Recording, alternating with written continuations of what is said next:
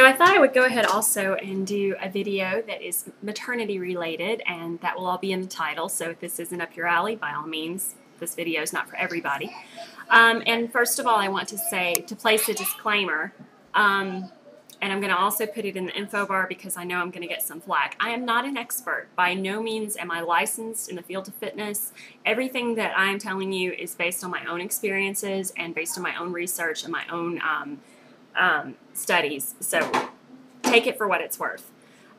First of all, during pregnancy, I always feel like that fitness is even more important than it is otherwise. I mean, I feel like fitness is great. You know, is extremely important for everyday life. It'll make you feel better. Especially if you're a busy person, especially if you're a mom.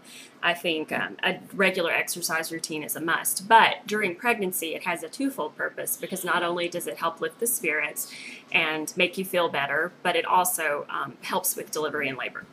So I'm just going to give you my own tips for what works for me and what's worked for me in the past. This is my 4th pregnancy, and I'm just kind of slowly establishing and developing my routine as I go. But first of all, the two things that I feel like were the most beneficial for me as far as a workout routine, and the things that I feel like were the most productive, not only for fitness but also for labor and delivery, were Pilates and water aerobics. Pilates, pretty easy to find classes. Most places have them. And if you do not have, if you go to a Pilates class that is not specifically for pregnancy, they will tell you how to tailor the workout to your needs, because of course you can't do any of the prone positions or anything like that. Or you can invest in a really great pregnancy Pilates video, which this one is my favorite. I've tried several, and this one was really, really great. It's by Nispatinka. And I've reviewed it once on my channel here before, but I removed that because it was just a really bad quality video.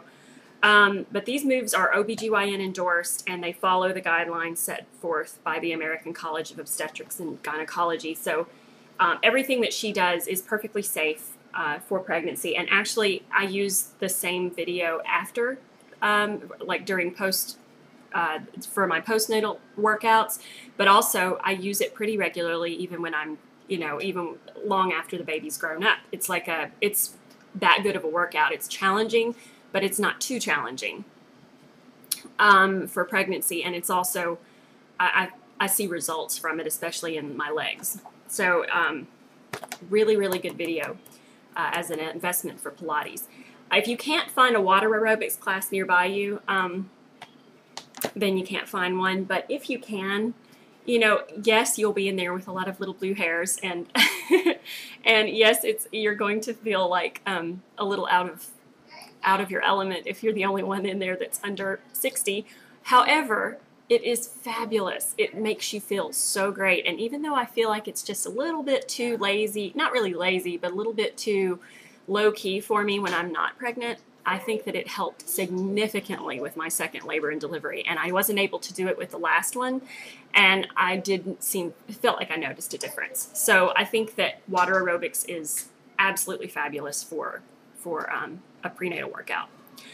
If you don't want to do either of those two things, and you currently are stuck in step aerobics, jazzercise, anything like that that you feel really, really attached to, and you don't want to give it up just because you're pregnant, you can tailor almost any workout to pregnancy. If you do step aerobics, it's still really great to do during pregnancy, because of course it really, really helps with the legs. It helps with your flexibility. However, and of course the heart rate, but you will need to lower your step. True story, I was in my step aerobics class when I was pregnant with my 2nd child, and I fell flat on my butt and bruised my tailbone horribly. Your center of balance, even when you're not really big, is way off. You're not going to be the same at all as you were before. So you need to kind of accept that and just deal with having a lower step during your pregnancy.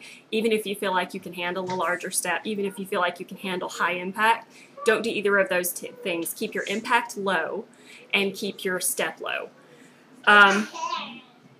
You can also continue to do, like, and jazzercise, same thing. Just keep the impact low. Don't do the jumps. Don't do jumping jacks, obviously. Do things that will keep your heart rate at a decent pace. I have a naturally high heart rate. My resting heart rate is really high, so therefore I don't need to do high impact ever. But even if I feel like I can do high impact during pregnancy, I of course won't do that. And weight training, you can still do weight training. Weight training is strongly encouraged in Fit Pregnancy and Self Magazine. You definitely do need some weight training.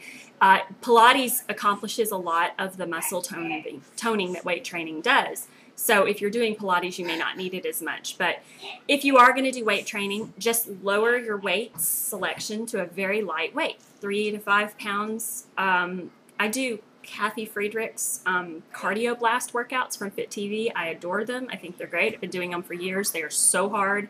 They never get easier. And I just switch my weights to a really, really low weight. It feels silly because sometimes you feel like, okay, I'm not doing anything, but it really does keep your fitness level up so that you can resume your regular weights whenever you're finished with your delivery. But of course, don't aim for muscle building during pregnancy. That's just silly. Also, just always be careful in prone positions. When you're pregnant, you don't need to be laying flat on your back ever. Your doctor will tell you that. And also, you don't, of course, need to be laying on your stomach.